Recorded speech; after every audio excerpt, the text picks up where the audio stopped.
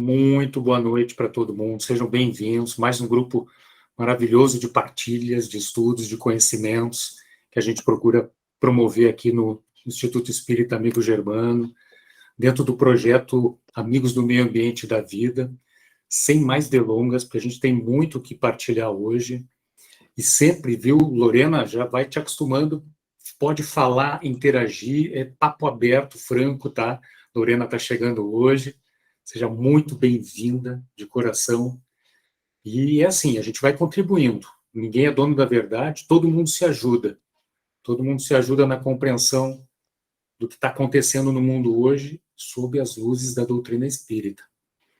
Então, vamos começar com uma prece que vai ter por base uma fala da nossa ecologista mor, Joana de Ângeles, do livro Jesus e o Evangelho, à luz da psicologia profunda, onde ela diz que todos os seres sencientes têm necessidade de amor, que constitui alimento irrecusável, e quem não o aceita pode se tornar a simbólica figueira que secou, retratada na parábola da inutilidade, da falta de objetivo pelo existir. Então, meus amigos, minhas amigas, né? Poxa vida, cadê? Meu, que vergonha. Cadê os homens? Cadê os homens do grupo? Vamos lá. Fechando os olhos, acerenando a mente, vamos pedir a Jesus, nosso mestre amado, a Francisco, as legiões de Francisco, a Maria, suas legiões amorosas, que nos iluminem na noite de hoje, para que nós tenhamos cada vez mais desperta dentro de nós a consciência de que é fundamental que sejamos úteis, fazendo o nosso possível, o que tiver ao nosso alcance, com o propósito do reequilíbrio da vida nesse planeta tão amorosamente preparado pelo Cristo e que nós, seres humanos, tão desleixadamente temos tratado nos últimos tempos. Então, mestre, nos ajuda iluminando a todos nós. Nos ajuda, nos dê forças para que vençamos cada um de nós as nossas dificuldades, as nossas carências de entendimento, pois todos ainda temos, para que possamos vencer a imobilidade, a inércia, e possamos caminhar juntos contigo na construção, mestre, ou na reconstrução de um mundo melhor, de um mundo que faça jus ao mundo de regeneração que está por vir. Jesus, irmão amado, irmão sábio e paciente com as nossas falhas, sê conosco na noite de hoje. Nos ilumina nesse caminho e conte com a nossa colaboração. Todos aqui nesse grupo assim o querem e assim o farão, assim o fazem, na medida do nosso possível. Mas ajuda-nos, mestre, a fazermos mais, pois a urgência do momento ambiental e da vida no planeta assim exige. Que assim seja. Que assim seja. Então tá, minhas amigas, eu queria muito dizer minhas amigas e meus amigos, né, mas vamos lá. Eu vou fazer uma campanha no grupo do Whats e nas redes sociais do Amigo Germano. Procuram-se elementos do sexo masculino. Pô, brincadeira, né? Tô sacaneando o Mário e os outros amigos aqui que participam do grupo. Vamos lá. Então, gente, vamos lá que temos muito que conversar. Na noite de hoje nós vamos falar, seguir estudando, viu, Lorena e amigos, amigas, o livro do André Trigueiro, Espiritismo e Ecologia, no capítulo, nossa, o capítulo mais providencial, mais oportuno, talvez, do Livro dos Espíritos nesse momento, a Lei de Destruição. Mas eu gostaria de propor a todas objetivos e premissas para a partilha da noite de hoje. E chamar a atenção de todos para o determinismo e o equilíbrio da evolução humana, da nossa evolução, da nossa jornada em relação à lei de destruição. Dando uma de Pietro Baldi, o Baldi na sua obra muito interessante, coloca as coisas, a evolução humana em gráficos e números. Então, dando uma superficialmente de Petrobaldi, esse gráfico aqui, ele coloca a linha do crescimento moral da humanidade, com valores relativos, e a linha do crescimento intelectual, científico, tecnológico da humanidade. A gente vê, a gente percebe, e aí fiquem à vontade para concordar, para achar que tá pouco distante a linha ou que está muito distante, nós percebemos ainda um descolamento muito grande entre as duas linhas de crescimento evolutivo, do moral e do intelectual. E essas linhas, seguindo a premissa da doutrina espírita, que é uma premissa fundamental de progressão, de evolução, elas precisam estar coerentes com o aspecto evolutivo. E aí, minha amiga Carlise, esse é um gráfico que mostra, então, as duas linhas. O título é Evolução Equilibrada. O título já é uma provocação para a gente pensar no equilíbrio dessas duas linhas. Então, o quadro mostra a linha laranja, a linha intelectual, numa evolução mais acentuada, e a linha moral mais baixinha do gráfico, mais perto do eixo X. Eu não me lembro que eu faltei aula de geometria, acho que é o eixo X ou Y, não me lembro. Mas é a linha moral mais baixa, né? mais para trás. Então, vamos adiante. Antes de mais nada, e introduzindo o assunto aqui para a Lorena, que está chegando hoje, é uma alegria enorme que ela esteja conosco. Nós sempre temos uma sugestão de filmes documentários ligados à questão do nosso grupo de estudos, questão do meio ambiente e da vida. Hoje, nós vamos sugerir a todos um documentário chamado Hope. Hope do inglês é esperança. Então, é Hope, o que você come importa. Então, nós temos na tela aqui uma breve descrição do documentário e abaixo um cartaz do documentário, um filme de Nina Messenger, que tem a figura ali da Jane Goodall, Jane Goodall, que é aquela célebre cientista que fez trabalhos fantásticos com os primatas na África. Esse é um documentário que tem um poder de mudar um pensamento de uma vida, é o que diz o comentário. E revela, por sua vez, os efeitos da nossa dieta típica ocidental na saúde, no meio ambiente e para os animais. Então, ali tem uma turma da pesada participando desse documentário, a própria Jane Goodall, que faz colocações maravilhosas, Colin Campbell, o Dr. Caldwell, Vandana Shiva, nossa, essa aqui faz cada comentário fantástico, Melanie Joy e vários outros especialistas no assunto. E esse filme, ele está, nós vamos disponibilizar o link para todos, ele está à disposição no YouTube, livre, e com legendas em português. Então, essa é a nossa sugestão de hoje de documentário. Não sei se alguém já viu aí, eu vi semana passada e, gente, é muito forte. Forte porque ele sacode a gente, né?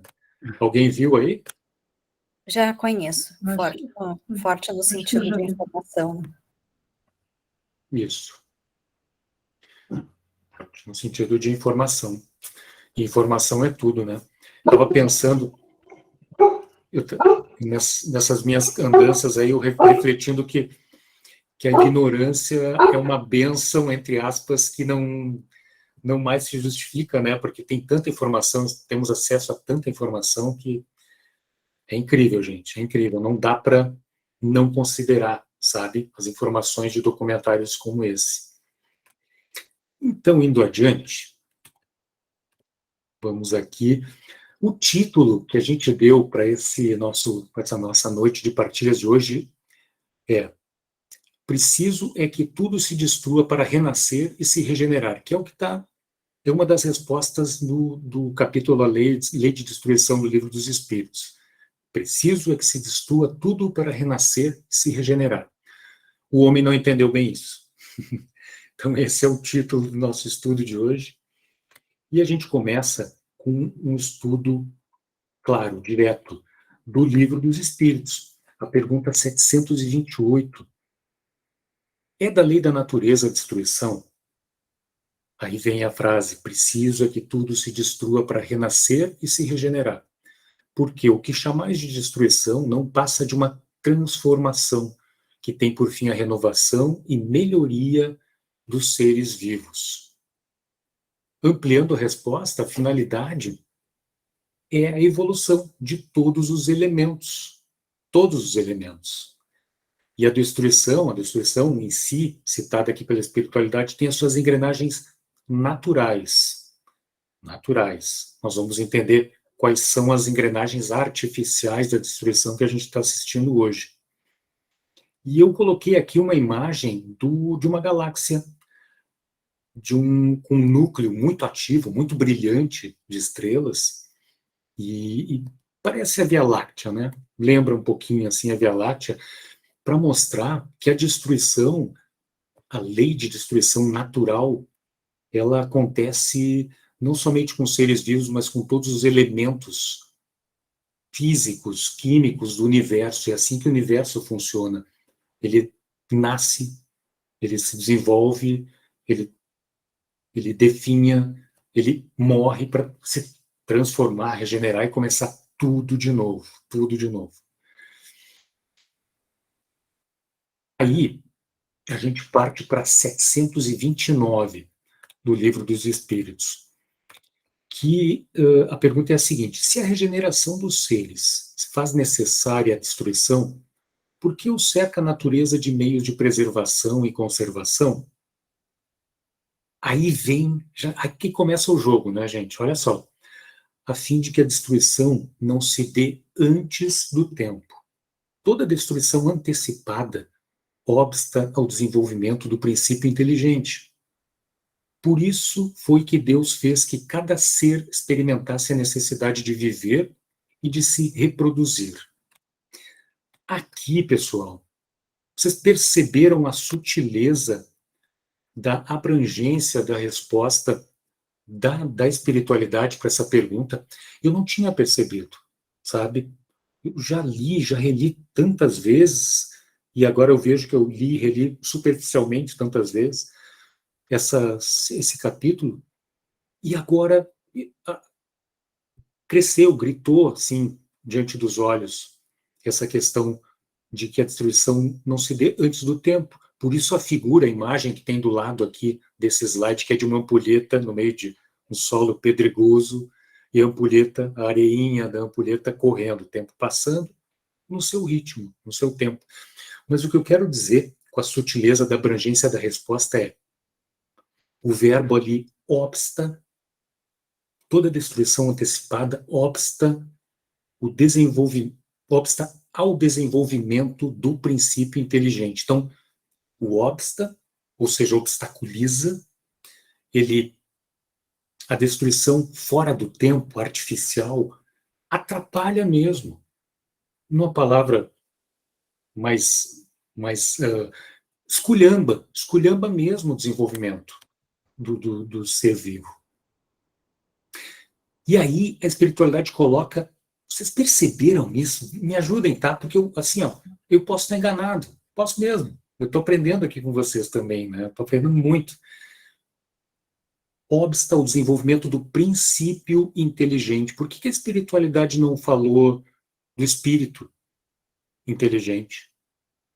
O espírito inteligente é aquele que está encarnado no reino ruminal ou nas últimas escalas do reino animal, né? Mas não.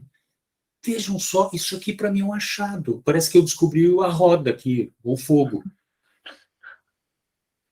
Obsta o desenvolvimento do princípio inteligente. Onde é que está o princípio inteligente? Está em todos os 3 reinos da natureza. Gente, eu não tinha me dado conta disso. Eu não tinha me dado conta disso. É uma abrangência da resposta, assim, imensa. Ou seja, a espiritualidade não está falando aqui só do antropos, só do homem. Não, está botando toda a galera no mesmo pacote. Isso é incrível. Isso é fantástico. Foi uma das grandes descobertas que eu fiz preparando esse material para hoje. E, por favor, fiquem à vontade, me ajudem, porque eu posso me emocionar aqui na interpretação das coisas e talvez até fazer alguma interpretação com uma intensidade muito grande ou até mesmo errada. Mas parece que a abrangência realmente é muito grande. E é uma sutileza, e talvez nem seja tão sutil assim. Talvez nem seja tão sutil assim. Fala, Patrícia. Eu acho que não está fazendo... eu abri a mão de novo. Não é que você esteja fazendo uma interpretação muito emotiva nem nada, não. Eu acho que a tua interpretação está perfeita, porque tudo está interligado. A gente não pode pensar que o ser humano existe afastado de todo o resto, né? Então, como tudo está interligado, se nós destruirmos uma pequenina coisa, mesmo que seja algo que a gente acha do ponto de vista nosso atual que não tem vida, aquilo vai reverter para a gente, de alguma forma. Sem dúvida, sem dúvida. Nossa, quantas abelhas eu já não dei tapa em abelha quando eu estava fazendo lanchinhos em lugares abertos, assim, né? E vem aquela abelhinha, né? Zzz, em volta do suco, do sanduíche. Aquela abelha que foi prejudicada, que foi machucada por mim, é uma abelha menos polinizando, sabe-se lá quantas, né? Não sei quantas mil flores uma abelha poliniza, mas já interferi na cadeia. Já tô colocando a minha pegada no sistema, no ecossistema. Então, é abrangência, gente. O nome do jogo é evolução e abrangência. Que mais aqui? Sim, vamos adiante no Livro dos Espíritos, questão 732. Será idêntica, essa aqui é fantástica, será idêntica em todos os mundos a necessidade de destruição? Guarda proporções com o estado mais ou menos material dos mundos, a necessidade de destruição. Cessa, ou seja, termina, acabou, game over, quando o físico e o moral se acham mais depurados. Eu vou trazer a figura do gráfico mentalmente a todo instante aqui. Cessa quando as duas linhas de evolução, a intelectual e a moral, elas se encontram e caminham juntas. E aí segue a espiritualidade dizendo que muito diversas são as condições de existência nos mundos mais adiantados do que o vosso. E é verdade. E, gente, bom, vocês conhecem muito melhor do que eu, a doutrina espírita tem trocentas referências sobre o estado evolutivo de planetas próximos da gente aqui, próximos. Os mais próximos astronomicamente falando, né? E aí, Carlise, eu coloco aqui para ilustrar uma imagem de Júpiter. E, gente, essa imagem de Júpiter não é uma imagem de Júpiter comum. É a imagem de Júpiter feita pelo incrível, poderoso, maravilhoso telescópio James Webb, que está no espaço aí, começando, está um mês só, e já está trazendo muita coisa nova todo santo dia sobre o universo. Então, ele fez uma imagem incrível, única do planeta Júpiter. E por que eu escolhi Júpiter? Porque na Revista Espírita, de março de 1858, Kardec entrevista um espírito que dá muitas informações sobre Júpiter. Nossa, agora me fugiu o nome dele. Mas, por exemplo, uma das falas que foi trazida por esse espírito na Revista Espírita foi que, para os animais de Júpiter, o homem é uma divindade tutelar que jamais abusa do poder para os oprimir. Gente como essa,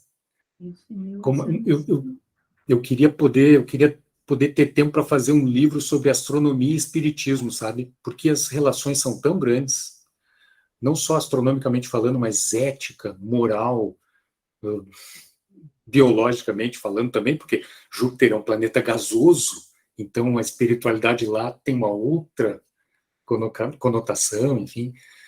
Então, para mostrar que Júpiter é só uma referência, tá? Porque na obra espírita se fala de Marte, o Humberto de Campos fala de Marte, a mãe do Chico Xavier, fala de Marte também, se não me falha a memória. Saturno também é comentado. E por aí vai. Vai lá, Estelinha. Você falou aí, é isso mesmo. No livro Cartas de uma Morta, a mãe de Chico fala da evolução marciana, né? Então, ela fala, nesse capítulo, assegurou-me ainda o desvelado cantor espiritual que a humanidade de Marte evoluiu mais rapidamente que a da Terra, e que desde os pródromos da formação dos seus núcleos sociais, nunca precisou destruir para viver. Olha que maravilha. Nunca precisou destruir para viver. Então, é uma maravilha, né?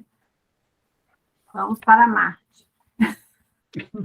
Bom, estamos indo mesmo, né? Tem gente que está trabalhando para isso. Aí está trabalhando para destruirmos Marte. Eu quero ficar aqui para, de alguma forma, dar a minha contribuição nesse planeta. Isso aí. Pô, Patrícia, olha, a Carol sabe, né? Porque o dia que eu ouvi isso na internet, a Carol vai testemunhar. Ela viu que eu fiquei de mau humor na hora. Aquilo, assim, ó, terminou com o resto do meu dia. Porque eu estava esperando, eu estava em contagem regressiva para ouvir alguma voz humana, alguma voz da ciência, mas na ciência para o lado de uma linha moral mais, enfim, especulando sobre a forma pela qual o homem pode, ao colonizar Marte, levar consigo o quê? Pecuária, animais para alimentação. Eu digo, eu quero desembarcar do planeta agora. Tem como? Mestre, tem como me chamar? Aquilo ali, bom, estava demorando, eu estava em contagem regressiva. Um dia alguém vai falar sobre isso. Nós vamos ter que fazer um trabalho de ética da vida, ética animal, ética da vida cosmológica, astronômica. Gente, não é fácil, viu? Não é fácil.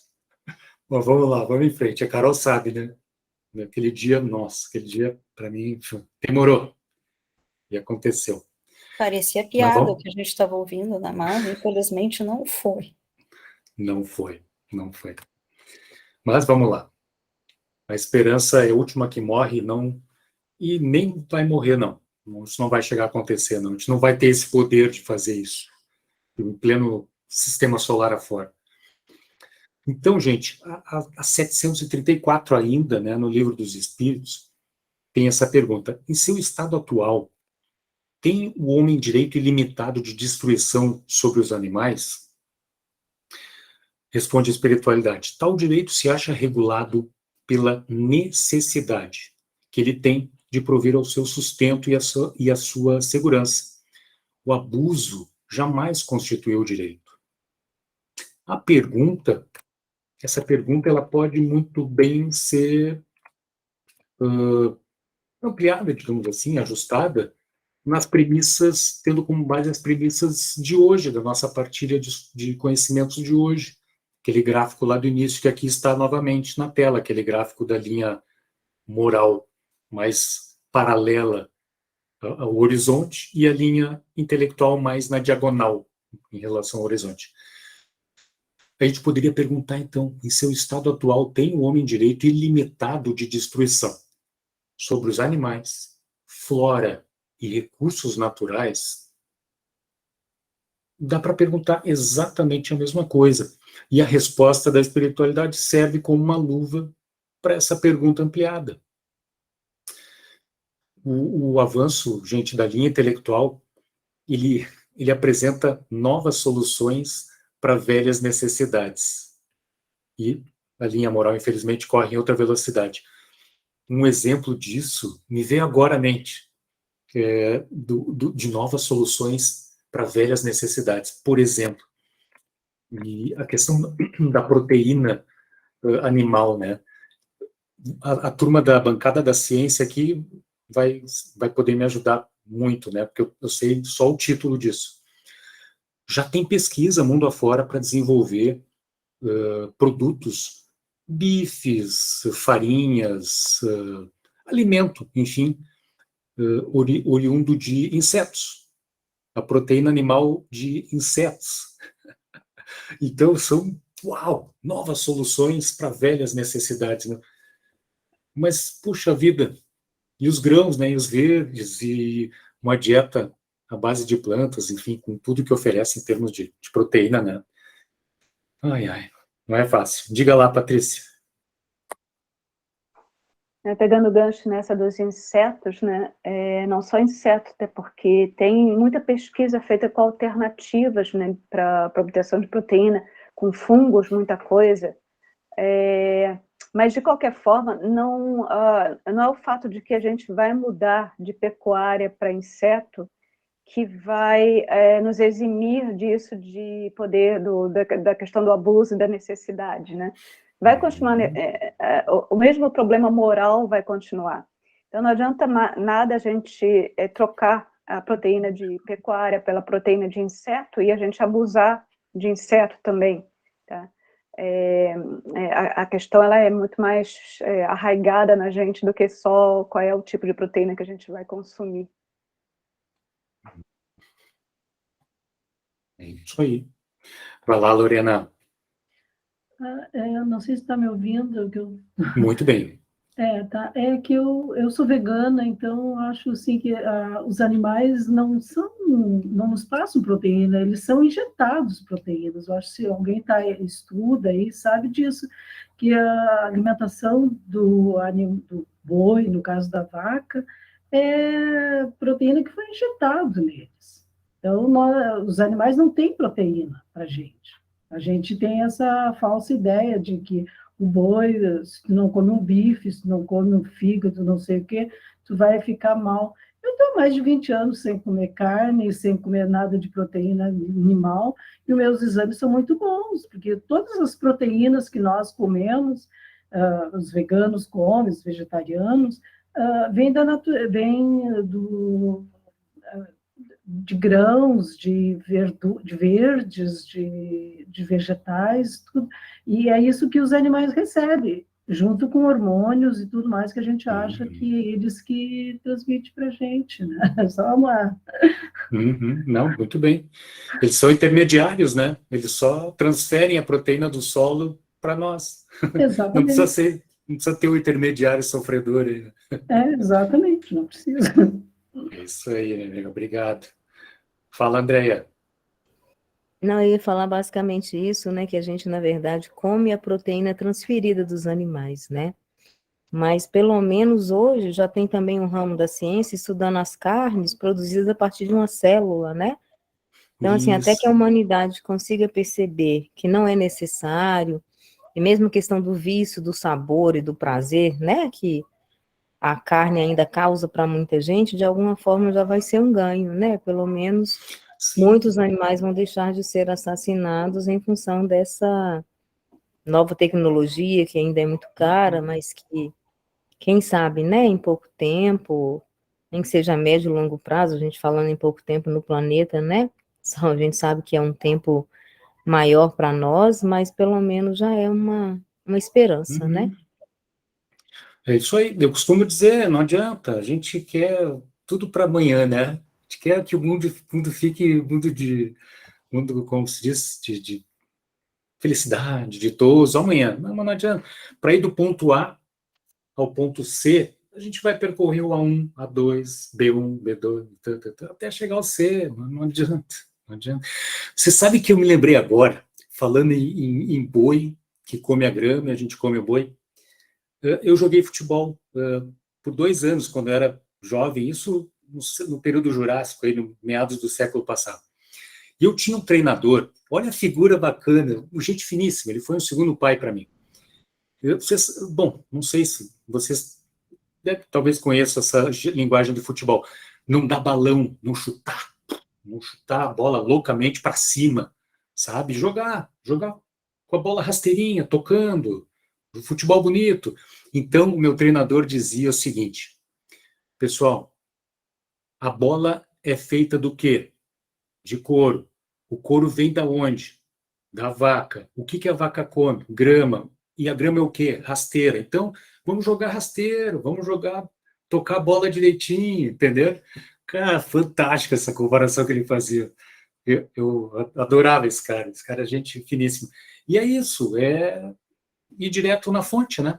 Ir direto na fonte, a fonte é tão rica, né? Vamos adiante. Gente, o grupo todo, aliás, foram vocês que sugeriram a gente permear o trabalho aqui com boas notícias. Vocês viram que não teve boas notícias ecoespíritas, como a gente sempre tem no início, porque a ideia é colocar ao longo dos estudos, sabe? Para a gente dar pitadas de esperança, assim, né? E, recentemente, eu acho que foi em junho, a ONU declarou que o meio ambiente saudável é um direito humano, que todos no planeta têm direito a um meio ambiente saudável, o que é um passo super importante para a gente, puxa vida, tentar combater essa degradação que vemos hoje, né? Então, a ONU conclamou todos os seus quase 200 membros a intensificar os esforços para que os seus povos tenham acesso a um meio ambiente limpo, saudável e sustentável. Essa resolução, tudo bem, vamos lá, ela não tem caráter vinculante, juridicamente falando, né? Mas é uma esperança, porque é um início, é mais um impulso que se dá para girar a roda do movimento ativista ambiental da vida em todos os países do mundo. Vai lá, Gabi. Ô, Roberto, essa parte aqui, o Brasil está na frente, porque essa declaração aqui está na Constituição de 88, artigo 225, que fala praticamente a mesma coisa. Então, a gente está bem adiantado, mas teoricamente a gente está bem adiantado, né? Agora, no papel também. Tá mais difícil. No não está adiantando muito, não. É como se diz, né? Na prática, a teoria é outra, né?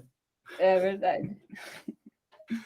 Ai, Jesus. Mas se for observar bem, quando a gente pensa na nossa Constituição de 88, que muitos juristas falam que é bem avançada mesmo, é bem bacana. Se for reparar, os esforços mais recentes têm sido no sentido de desfazer aquilo que já está na Constituição para prejudicar os animais, como aquele aditivo que acrescentaram lá, quando se refere à crueldade contra os animais. Tem a regra, né, da vedação da crueldade e na Constituição Federal, e acrescentaram lá um trechozinho para especificar que determinados casos, quando se trata de eventos culturais, que aí já não é crueldade mais. Igual a gente vê agora vem surgindo. A gente tem a lei de crimes ambientais também, que é bem bacana, né? Às vezes tem algum esforço para poder aumentar uma pena, uma coisa assim, mas o que tem de gente, o que tem de coisa surgindo assim, tipo essas liberações de caça, de agrotóxicos, não sei o quê, o esforço maior que a gente está vendo hoje em dia é para destruir o que a gente já tem de bacana, né? Ai, que coisa chata isso, assim. Mas é bacana saber que a gente tem um documento constituinte que é tão, tão favorável, né, à vida, né, vamos nem dizer aos animais, é favorável à vida, né, como um todo, e que aparentemente, né, os do contra estão tentando deturpar, estão tentando estragar isso aí, mas acho que o negócio já está pronto, né? A gente lutava para permanecer bacana do jeito que está. E aprimorar, né? E tentar aprimorar. E não é só constituições de alguns estados, eu não entendo disso, mas eu sei porque se fala lá no MOVE. Várias leis estaduais são, por um lado, bem atrasadas, mas por outro, tem outras bem avançadas. Isso, que é aquela luta que está com relação ao reconhecimento da ciência animal, dos animais como sujeitos que têm direitos como nós, né? Alguns estados já estão, né? Felizmente, né? Eu tenho a honra de estar de um estado aqui em Minas Gerais, né? Que já colocou isso na nossa legislação, o estado da Paraíba, no sul também, eu nunca lembro se é o Paraná, que acho que tem alguma coisa, mas tá pululando aí, né? Enquanto está lutando, né, para esse reconhecimento dessa característica dos animais, né? Em nível federal, nível nacional, enquanto está se lutando por isso, e fica lá aquela bancada ruralista imensa lá, atropelando, passando o carro de boi por cima, né? Alguns estados já estão conseguindo, né? Então, de passinho a passinho, a gente está reconhecendo o que já é reconhecido pela maioria de nós, né? Estamos tendo isso reconhecido legalmente, né? Em nível de estado e tal. Vamos avançando, vamos caminhando, sem pressa e sem pausa. Vamos lá. Gente, voltando ao livro do Trigueiro, então, né?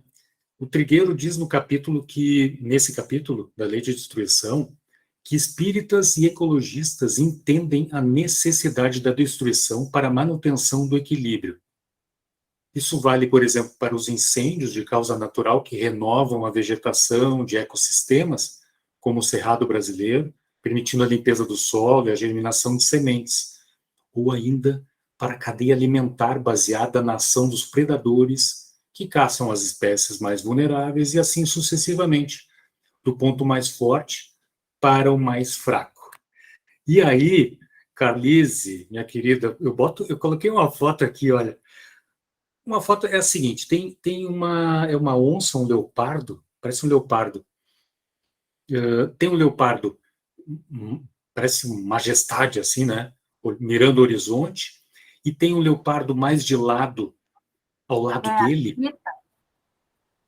Como? Chita. Chita.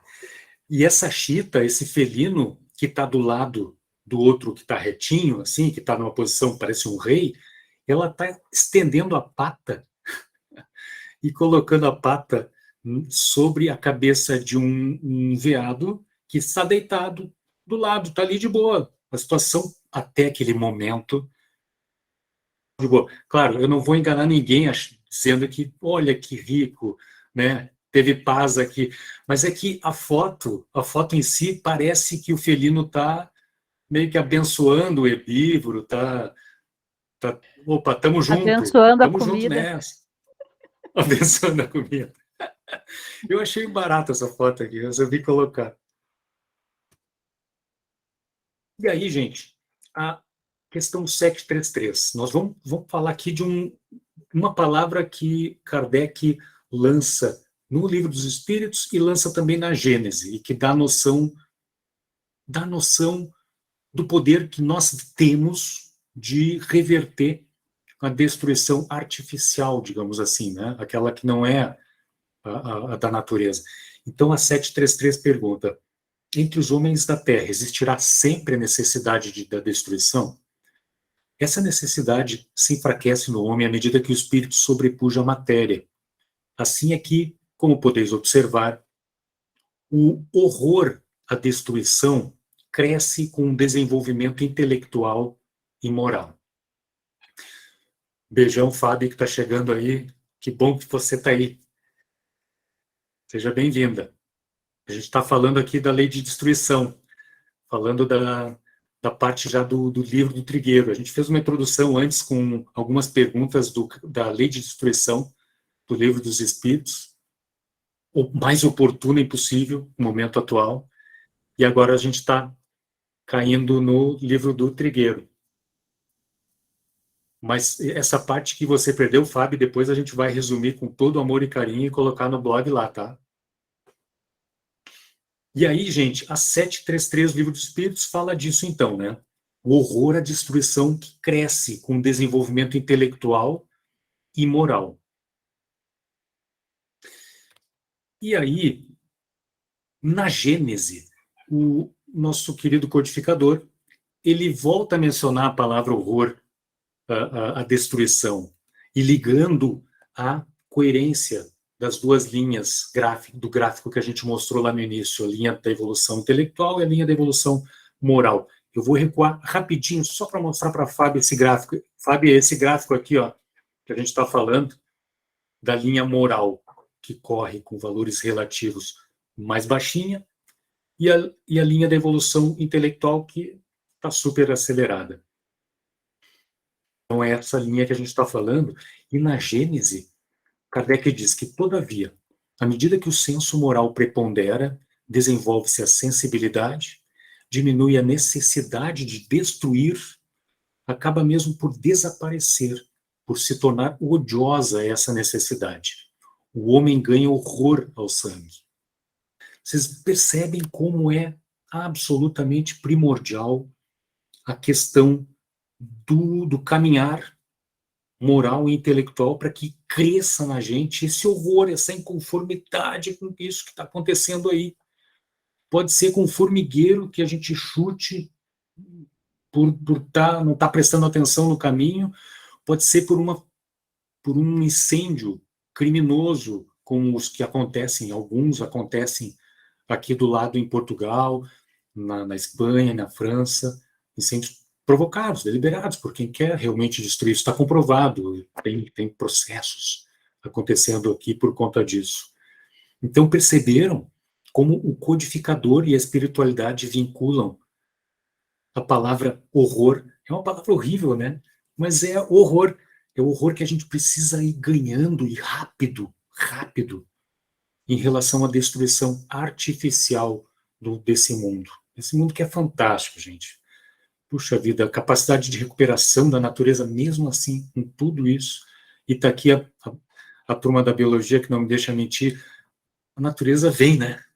Ela vem, mesmo com tudo que a gente faça. Gente, tem florestas, campos aqui inteiros que estão em cinzas de novo. E que ano passado incendiaram-se, mas recuperaram-se ao longo do ano e tal, mas infelizmente novos incêndios aconteceram, ou seja, a recuperação acontece. A natureza é muito poderosa. Muito poderosa. É interessante trazer esse trecho da Gênese, que ontem, eu acho que eu coloquei até no grupo, o Padre Paulo me convidou para... Toda segunda ele faz um bate-papo lá sobre um capítulo, né, do livro dele, o Despertar da Compaixão. E ontem o capítulo era o alimento enganoso. E eu fui dar uma lidinha antes, né, para poder, né, vou opinar mais satisfatoriamente. E veio, né, eu sempre peço ao alto, né, uma inspiração, uma orientação, assim, veio esse trecho da Gênese para comentar. Como que tudo está interligado, né? A gente estava ontem, né, lendo a esse respeito, hoje a gente está falando. E que é interessante, foi a palavra que me chamou a atenção, foi essa, né, de que na medida, né, que a gente vai evoluindo, que esse senso moral vai aumentando em nós, né, e que o homem ganha horror a sangue, né? E acho que nós somos, a gente já está vendo muitos de nós. E o que é interessante é porque, enquanto alguns de nós está mudando, está em transição, já tem, olha quantas crianças que estão nascendo já com esse horror, né? Com um amor, que já sempre teve um amor inato a animais, que a gente, os adultos, que acaba corrompendo isso ao longo do crescimento da criança, né? Mas eles já estão nascendo com esse horror a sangue, né?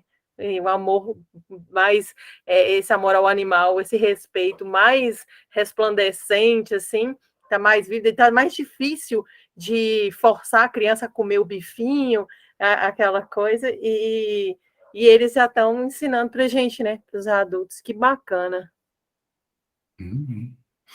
Que assim seja, né?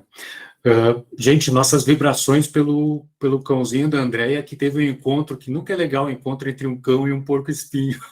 Vai lá, força aí, Andréia. Que tudo dê certo aí. Então, em casa nós temos um exemplo aí, né?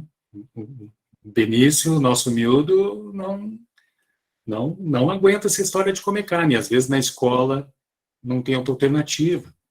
Então dá para ver a carinha dele em casa e dizer, pois é, hoje teve peixe, não sei o quê. Complicado. Não é fácil. Mas tem jeito e as coisas vão acontecer. Gente, por falar em lei de destruição e sua subversão pelo ser humano, a pergunta 730... Oi? Carol? Não? Ia te lembrar uma coisa, desculpa. Ia te lembrar uma Diga. coisa. Não, depois eu falo, pode concluir. É que eu E a tinha levantado... né, que a Denguinho e companhia tá com a mão erguida. Vai lá, Denguinho. Ô, Denguinho. Tá. Não, era pegando um pouquinho gancho nessa abordagem que você está tendo de pegar as obras básicas da codificação e trazer aqui para a gente discutir também. A gente tem que ter em mente também que em vários momentos nas obras básicas, enquanto Kardec fazia as perguntas para os espíritos, algumas vezes ele perguntava assim, coisas do tipo, um espírito ele consegue, um espírito inferior, né? Ele conseguiria, por exemplo, transformar a água em veneno? E aí a resposta é sim, ele conseguiria, porém isso não lhe é permitido. Então, assim, a gente pode fazer muita coisa ruim, tá? Mas a gente não vai nunca conseguir realmente destruir o planeta, porque isso não é permitido que a gente faça, né? Tudo, assim, nós temos o livre-arbítrio, né? Mas ele é um livre-arbítrio muito tutelado, né? E a gente vai até um determinado ponto. O máximo que a gente vai conseguir é transformar esse planeta num planeta mais difícil para a gente viver quando nós voltarmos, quando nós reencarnarmos aqui, tá? Mas nunca vamos deixar destruir o planeta e destruir a vida. Então, as coisas elas vão acontecendo em passinho de formiga, mas elas vão acontecendo. Mesmo aquelas aquele gráfico que você mostrou com as duas curvas, né, da evolução moral e evolução intelectual, que vai acontecer que a evolução intelectual ela vai entrar na assíntota, enquanto que a evolução moral ela vai continuar crescendo. E aí as duas vão se encontrar naquela assíntota. Então, a gente não pode nunca perder a esperança, é isso que a gente está falando, né? Ter sempre a esperança de que está indo tudo no caminho correto. Podia ir mais rápido? Podia. Né? Marte foi mais rápido? Foi mais rápido, né? Mas nós precisamos um pouquinho mais de tempo, né? O que importa é que todos nós vamos chegar lá no mesmo local. Tá? Obrigado, Patrícia. É um jato de esperança, é isso que a gente precisa. E é legal que você traga isso, porque é fato, está na doutrina, tem lógica, faz todo sentido. E, de novo, a esperança, né? Trícia, diga lá. Sobre isso que a Paty colocou também, aqueles estudos que embasaram o documentário Data Limite, segundo Chico Xavier, pega muito por essa parte aí. A gente meio que estava perdendo o controle, encaminhando para uma terceira guerra. A Segunda Guerra já teve aquela coisa horrível, além do Holocausto, uma coisa que nunca devia ter acontecido, a questão da bomba atômica, e a gente está com isso na nossa mão, de poder destruir o planeta assim, ó.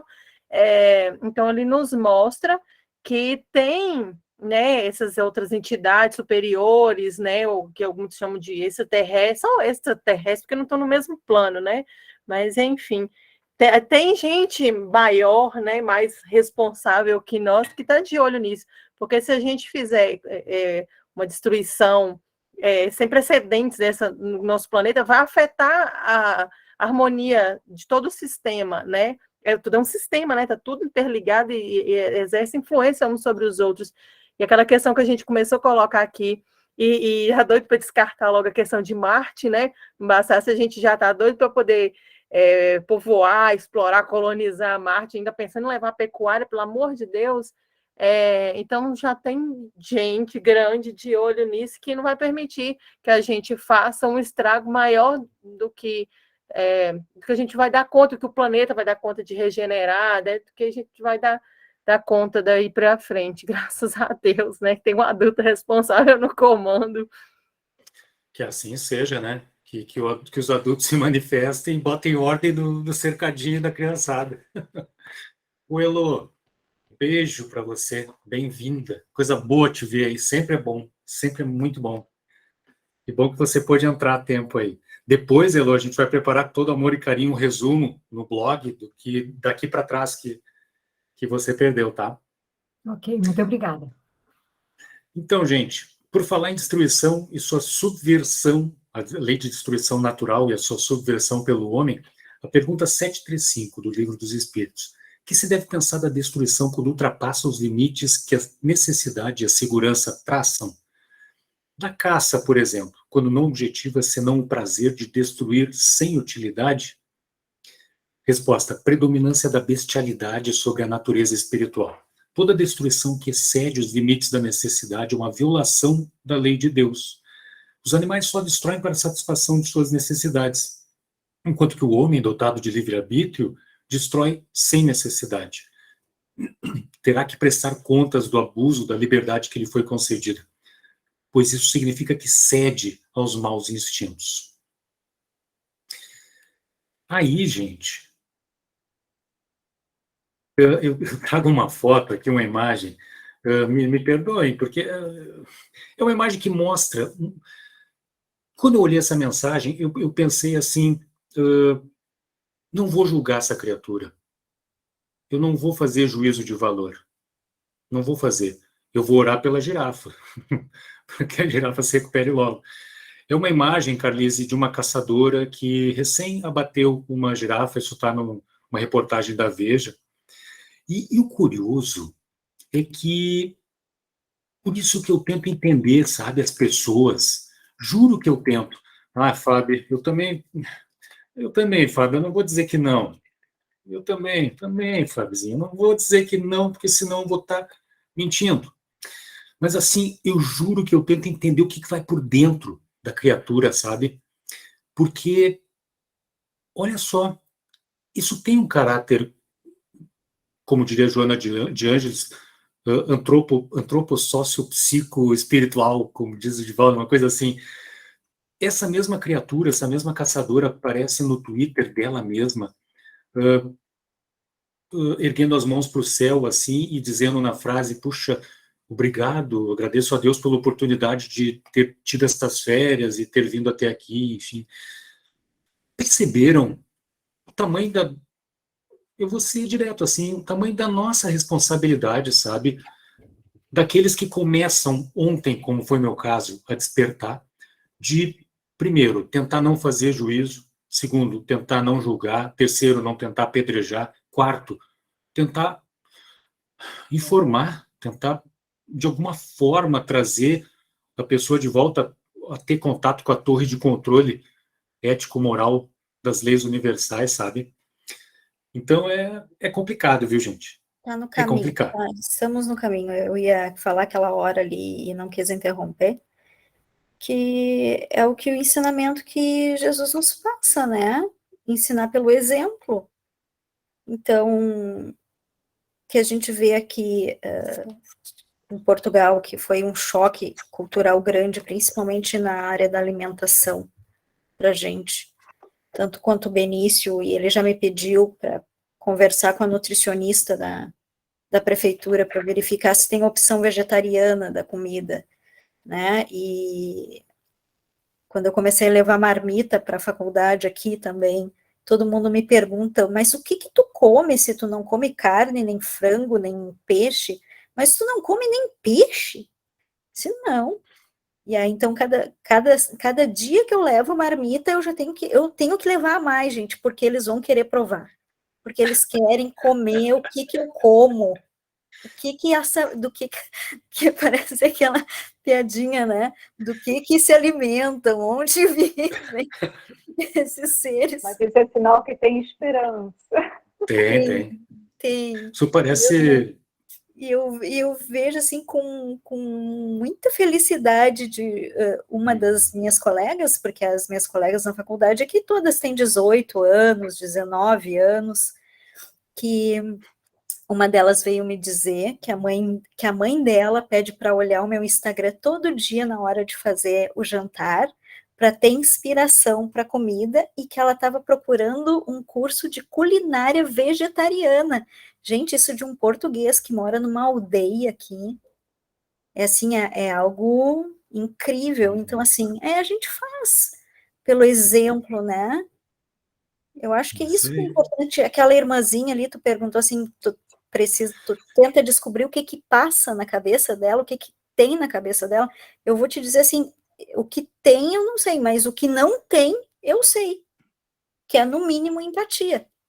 E sim, empatia, a gente pode aprender a ter empatia. E como é que a gente aprende? Pelo exemplo. É isso aí. Aliás, gente, não é... eu recomendo, viu? Quem quiser algumas dicas de culinária, olha, siga essa moça aí, Caroline, porque, olha, cada uma que sai que...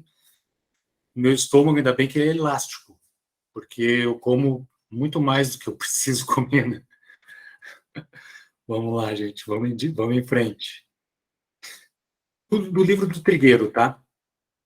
A gente falou anteriormente do equilíbrio, né? Do equilíbrio que existe na natureza. É esse equilíbrio dinâmico baseado em sofisticadas engrenagens que regem a vida e a morte, que assegura a perenidade dos ecossistemas e dos seres vivos que neles existem. E aí eu fico me perguntando que engrenagem, né? E aí tem uma imagem aqui, Cardezes, do planeta Terra, estilizada. Eu não sei como é que eles chamam essa imagem, mas é o globo terrestre, onde não aparecem os continentes, aparece uma região, uma cidade, mas de forma arredondada, sabe? Eu não sei se eu consigo me explicar direito, não sou um bom, não descrevo muito bem, mas é uma imagem estilizada do planeta com um foco maior, como se pegasse a cidade de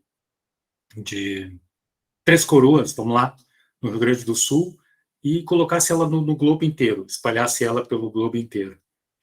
E aí, na obra A Caminho da Luz, Emmanuel fala do divino escultor. A gente está falando de engrenagens, né? Sofisticadas engrenagens que a gente está deslubrificando, vamos dizer assim, com as nossas atitudes.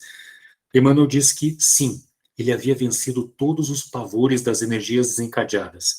Com as suas legiões de trabalhadores divinos, lançou o escopo da sua misericórdia sobre o bloco de matéria informe, que a sabedoria do Pai deslocara do sol para suas mãos augustas e compassivas. Operou a escultura geológica do orbe terreno, talhando a escola abençoada e grandiosa, na qual seu coração haveria de expandir-se em amor, claridade e justiça. Com seus exércitos de trabalhadores devotados, estatuiu os regulamentos, as engrenagens, dos fenômenos físicos da Terra, organizando-lhes o equilíbrio futuro na base dos corpos simples de matéria, cuja unidade substancial os espectroscópios terrenos puderam identificar por toda a parte no universo galáctico. E por falar em telescópio, em espectroscópios, a gente mencionou no início da nossa partilha hoje uma imagem de Júpiter feita pelo James Webb. O James Webb ele tem um poder incrível de analisar o espectro mesmo dos corpos celestes. Então, vai ampliar milhares de vezes a nossa capacidade de entender justamente essa visão do espaço, esse espectro do espaço. Mas, seguindo Emmanuel, organizou, então, o mestre o cenário da vida, criando, sob as vistas de Deus, o indispensável à existência dos seres do porvir. Essas engrenagens, então, gente, foram elaboradas, a Terra tem 4,5 bilhões de anos, elas foram produzidas com muito vagar, com muita lentidão, com muita inteligência, sabedoria cósmica, e em poucas décadas estamos nós a esparafusar algumas peças, tirar a lubrificação de algumas engrenagens, as correias, a gente está gastando as correias ali, não está repondo. Enfim, estamos avacalhando a indústria da criação divina. Mas tem tempo, como a Patrícia falou, como vocês estão falando muito bem, estão enchendo meu coração de esperança, porque a gente precisa. Tem tempo, a gente pode virar o jogo, a gente tem condições de virar esse jogo. Nós precisamos virar o jogo se a gente quiser. Se tivermos a felicidade de nascermos aqui de novo, né? Se o Roberto não for para o mundo primitivo, se eu renascer aqui de novo, se eu tiver essa felicidade, a gente tem que ter um mundo decente para entregar para as gerações futuras, e está na nossa mão. A geração atual tem uma responsabilidade astronômica nesse sentido. Gente, vamos adiante. O Trigueiro fala de tipos de destruição. Tem uma que é a destruição, uma de origem natural, que conspira em favor da manutenção da vida. A outra de origem antrópica, antropos, homem, determina impactos negativos sobre os ciclos da natureza, precipitando cenários de desconforto ambiental crescente. Por falar em desconforto ambiental, né, não preciso nem falar muito, né, aqui, Espanha, Portugal, França, Itália, Grécia, assim, ardendo. Agora deu uma aliviada, graças a Deus, choveu um pouquinho ontem, mas muito pouco. Assim, então, o desconforto, e nós vamos falar disso pouquinho na frente. Esse desconforto ambiental que cresce, ele impacta de uma maneira capital na nossa saúde integral, na nossa saúde principalmente emocional. A gente está em meio a um projeto aqui na Europa de prevenção do suicídio e procura fazer essas ligações entre saúde do planeta, saúde da vida, saúde de todas as criaturas, que impacta na nossa saúde e que, por sua vez, previne o suicídio. Direto assim, sabe? Uma ponte direta. Tem a relação, sabe? Então, gente, nesse sentido, a gente pode falar que existe uma destruição indireta, não é?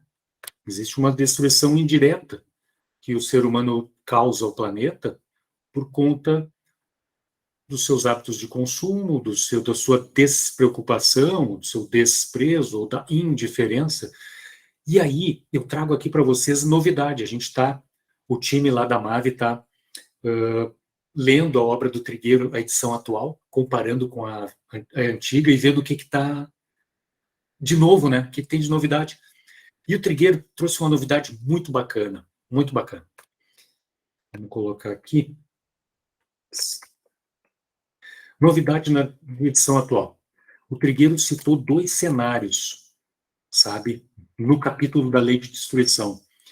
O rompimento, vou colocar a imagem aqui, o rompimento da barragem de Mariana, que temos uma imagem, as 2 imagens são muito semelhantes.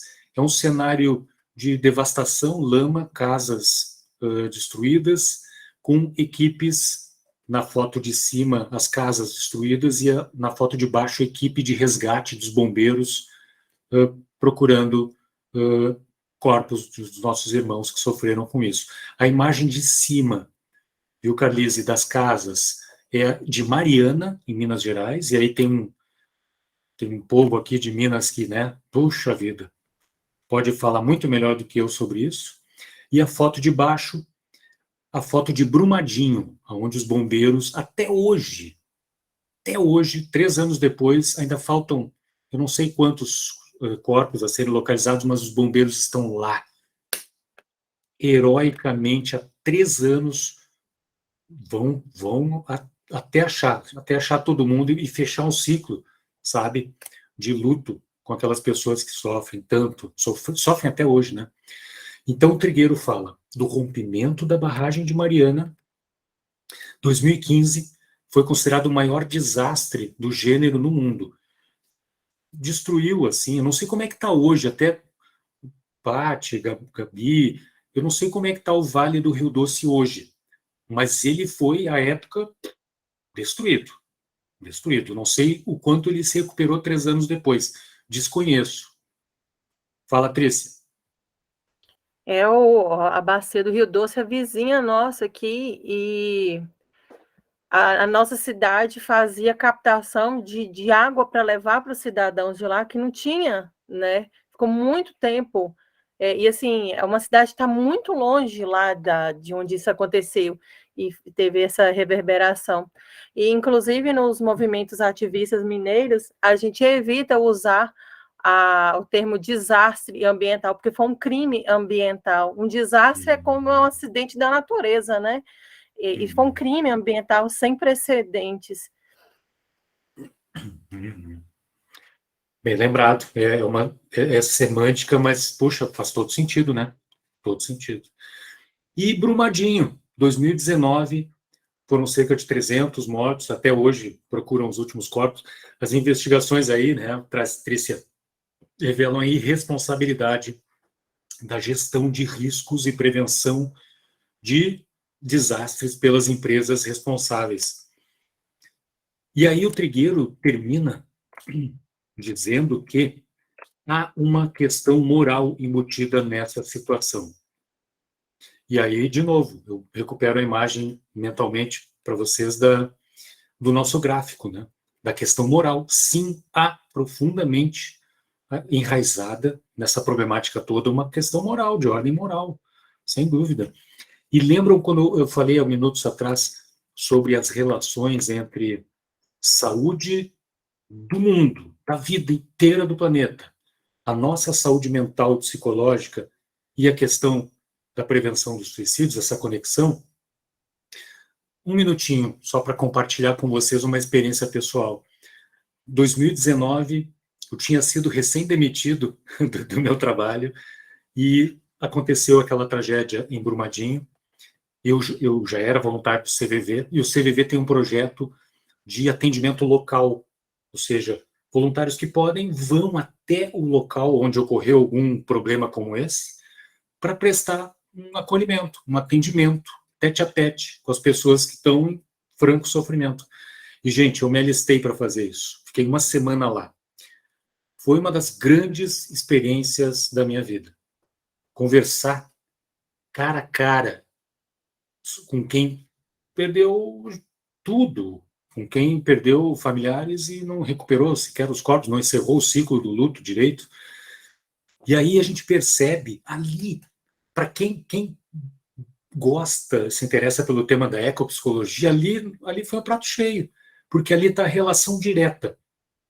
Lucros, desprezo, indiferença pela natureza e responsabilidade na gestão de riscos, acidentes, saúde mental, suicídios, sabe? E assim, a turma do CVV fez um trabalho incrível, gente, incrível. Foram dezenas de voluntários que se revezavam. A gente tinha equipes, turnos, então a gente saía, a gente ficava no salão paroquial da igreja para atender as pessoas que vinham até nós e marcávamos, agendávamos visitas nos bairros aonde tinha uma grande concentração de pessoas que sofreram com isso. Então íamos bater de porta em porta, conversar, abraçar, acolher.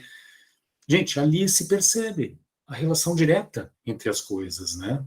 Entre a conexão com o divino, com o belo, com o maravilhoso, com a obra de arte incrível que é a natureza, e o nosso bem-estar, a nossa felicidade, a nossa plenitude, a nossa graça, a alegria de viver.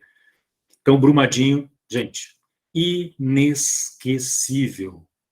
Se eu pudesse, faria tudo de novo e por mais tempo, por mais tempo. Gente, estamos chegando já quase lá no final da nossa partilha de hoje. E fiquem à vontade, quiserem dar um pitaco, contribuir, sabe, com mais pitacos, mais críticas, mais sugestões para a gente melhorar esse trabalho. A gente está aprendendo, está todo mundo aprendendo aqui, aprendendo na MAVE com isso, entendendo cada vez mais a importância da gente compartilhar, receber, principalmente, informação de vocês, para a gente entender que não temos mais muito tempo. É importante, sem pressa, sem pausa, colocar a roda da mudança, a roda da regeneração em movimento, cheio de esperança no coração, como a Patrícia nos deu um banho de esperança aqui hoje, para tocar a vida em frente, para preparar um mundo melhor, apesar de tudo que estamos a ver por aí, não é? Então, esse é um momento incrível. Nós escolhemos na cena, viu, gente? Tem uma coisa para dizer para vocês, para quem não sabe, a gente escolheu nascer nesse período, nesse planeta, nesse momento. Mais ou menos sabendo o que ia rolar por aqui, né, Fábio? Diga aí. Oi, gente, boa noite. Na verdade, eu quero contar uma historinha verdadeira, que eu tenho vontade de contar desde o primeiro dia aqui, mas acabou que o tempo é curto às vezes, né? Oba, manda aí. Isso aconteceu, acho que, se eu não me engano, em 2018. A minha irmã morava em São Paulo, e ela tem uma amiga que viaja muito, assim, trabalha e tal, viaja muito. Ela tinha feito uma reforma super bonita na casa, a arquiteta colocou um monte de plantas e tal, mas é uma menina que ela não ficava em casa, né, a maior parte do tempo. E aí, num dado momento, ela nem conhecia os vizinhos direito. Ela sabia que um dos vizinhos dela, quase de porta assim, era um senhor mais idoso, de feições asiáticas, assim. Ela não sabia se ele era asiático, se ele era brasileiro, enfim. Eles não conversavam, mas sabia que ele de vez em quando encontrava e tal. E aí um dia ela chegou de uma das viagens de trabalho E ela falou que era tarde, já era meia-noite, um pouco mais de meia-noite, e aí tocou a campainha na casa dela. E aí esse senhor, ela abriu a porta, né, cumprimentou e tal, ela viu que era o vizinho, e ele falou assim, eu tenho um recado para te dar. Eu sonhei ontem com as suas plantas, e uma delas me disse que está precisando de luz. E a menina achou que era algum tipo de piada. E o senhor bem sério, o senhorzinho, e ela ficou, como é que é, ele? Sim, a senhora não tem uma planta assim, assim, assada, que fica em tal lugar? E aí ela ficou assim, com medo, tipo, mas como é que ele sabe que eu tenho essa planta em tal lugar? E ele, tem ou não tem? E ela disse, tenho. Pois você vai fazer o seguinte, vai pegar essa planta, como você fica muito fora de casa, você vai colocar debaixo, e ela tinha uma dessas luzes direcionais, né? Então, à noite, você vai deixar a luz ligada, porque ela está precisando de luz. E é só isso, e foi embora. E ela fechou a porta, e ela contando para minha irmã que ela ficou, assim, minutos pensando, gente, isso foi ser real, será que eu tive algum tipo de alucinação, alguma coisa assim? Mas ela falou que, por via das dúvidas, ela falou, eu vou colocar a planta, como ele pediu. E a planta realmente estava completamente morta. Ela falou que ela achava que ela ia jogar a planta fora, assim, ela estava não completamente morta, mas ela achava que ela não ia se recuperar. E ela pegou a planta, colocou num lugar onde ela recebia aquela luz direcional, e ela passou a deixar à noite a luz ligada. E a plantinha se recuperou e viveu feliz da vida. E ela contava isso para minha irmã, e foi uma coisa assim, que ela fala, eu conto para as pessoas, e ela contou para minha irmã, que minha irmã é espírita, ela falou, eu só estou contando porque as pessoas riem, elas acham que foi uma coincidência. E eu achei isso muito bonito, porque, de alguma forma, esse senhor tem uma sensibilidade, e ele atendeu o socorro de uma planta, e eu achei isso muito bonito. E essa história, ela tem um quê cômico, mas ela é real, é verdade, não é uma piada, aconteceu de verdade. Poxa, Fábio, obrigado por compartilhar, porque essa história cai como uma luva aqui. Isso mostra uma coisa que mostra o remédio para um dos problemas que eu acho que existem hoje em dia, que é a indiferença, que é deixa assim, não importo, não me diz respeito. Então, olha que história fantástica. Eu nunca tinha ouvido nada parecido. De E o intercessão fato por da uma planta. comunicação, né? De alguma Uhum. forma, essa sensibilidade que esse senhor tem de se comunicar com as plantas, com a natureza, né? Sim, sim, sim. Mas Vocês lembram? Não, fantástico, Fábio. Nossa, quem tiver histórias assim, por favor, traga, porque isso ilustra, sabe, o nosso trabalho e nos enche o coração também de esperança, né? Eu acho que esperança é o energético que a gente está precisando, né? E assim, vocês lembram da Narcisa em Nosso Lar? Acho que foi quando o André Luiz desceu para ajudar, aí viu que a mulher dele já tinha se casado de novo e tal, e o marido dela atual não estava muito legal, aí a Narcisa voltou a pedido do André Luiz e foi até a natureza e se comunicou com seres que não eram hominais para preparar um material para ajudar na cura do Ernesto.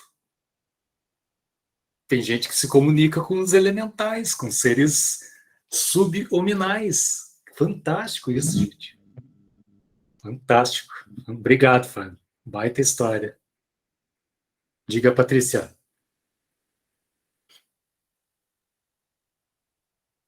Teu microfone, tem que abrir. Na verdade, a interpretação que eu já ouvi assim, nessa história da Narcisa é a utilização dos fluidos das plantas, né? Isso. Que a gente esquece que a natureza ela tem cura para tudo também, né? E a gente não preserva isso, né? E vem no nosso lar, vem mostrando bem direitinho como que você consegue pegar fluidos, né, de planta. Ai, meu celular não para no lugar.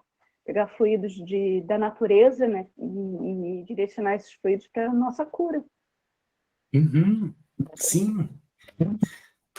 E é fantástico isso. Porque a gente pensa, por exemplo, na Amazônia, olha a riqueza em termos de vegetal, de nutrientes, de medicina preventiva que tem na Amazônia, e não só na Amazônia, em qualquer floresta aí pelo planeta, né? E que escavadeiras passam por cima para uma monocultura, para que exista uma monocultura em cima, ou seja, despreza uma diversidade imensa de plantas, de poderio energético, para uma monocultura, que ainda por cima vai esculhambar todo o ecossistema, né? Gente, fantástico isso, fantástico. Esse é o nosso mundo.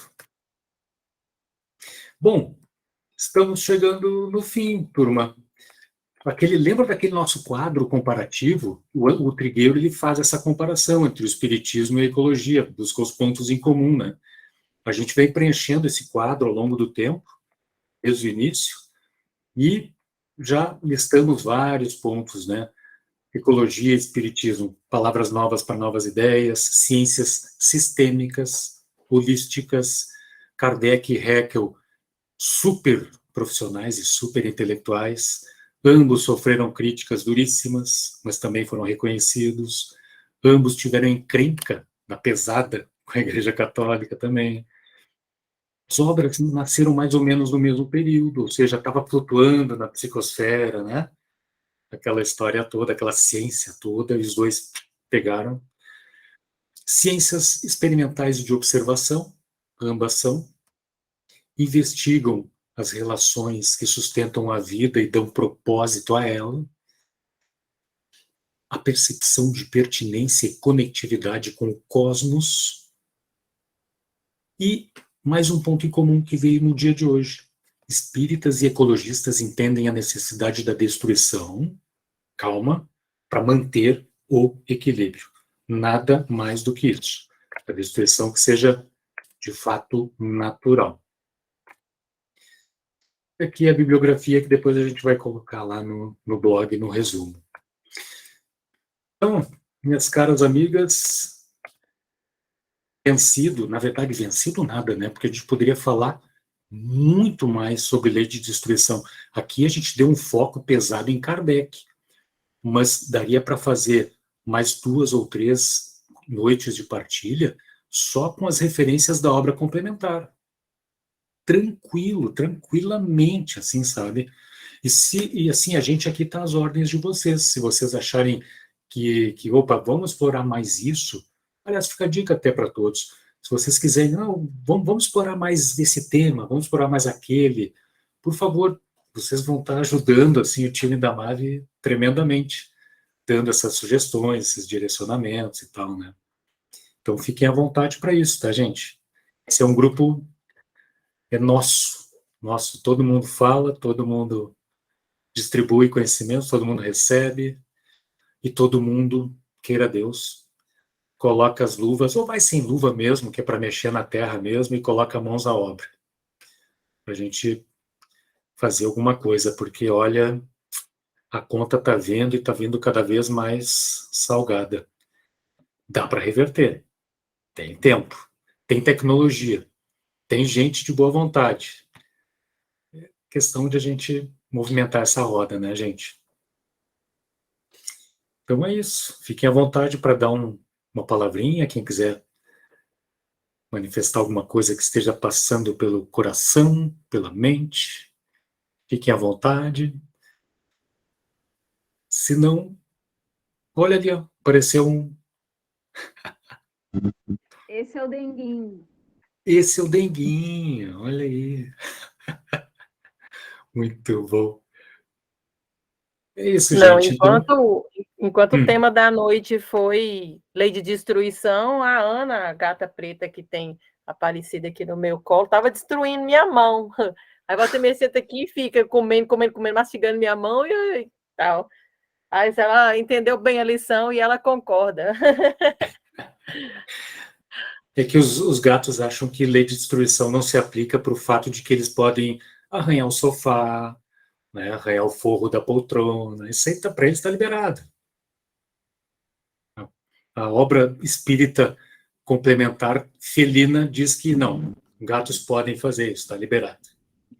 Eles levam bem a sério que a lei de destruição é uma lei de transformação, porque eles transformam o sofá da minha sala o tempo inteiro.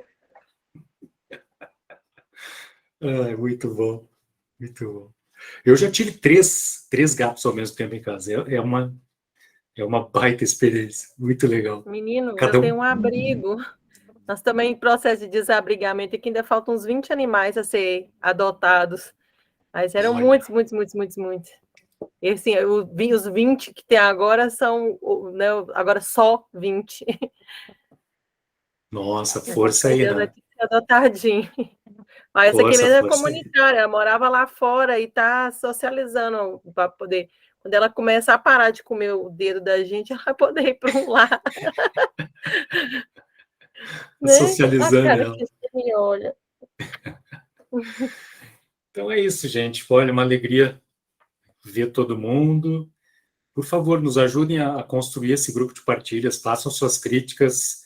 O que tiver, porventura, funcionando bem, deixa de lado, não queremos nem saber, mas o que tiver, o que puder ser melhorado, vamos melhorar, porque disso depende as nossas mudanças, nossas reflexões, nossas ações, né, no dia a dia, para a gente virar esse jogo aí, né? Tá bem? Então, de coração, muito obrigado. Eu ofereço aqui, quem quiser fazer uma prece para encerrar os trabalhos da noite, manifeste agora, ou não cales para sempre. Pode fazer a prece também outro dia também, não tem problema. Quem vai? Dou-lhe uma. Elô. Vai lá, Elô. Só peço desculpas por ter chegado tarde, mas é que eu estou com umas atividades aqui muito diferenciadas. Eu estou com um pessoal chegando aí da Europa depois da manhã, então está uma correria aqui, mas muito feliz de estar com vocês. Então, vamos elevar o nosso pensamento, os nossos corações, comungando.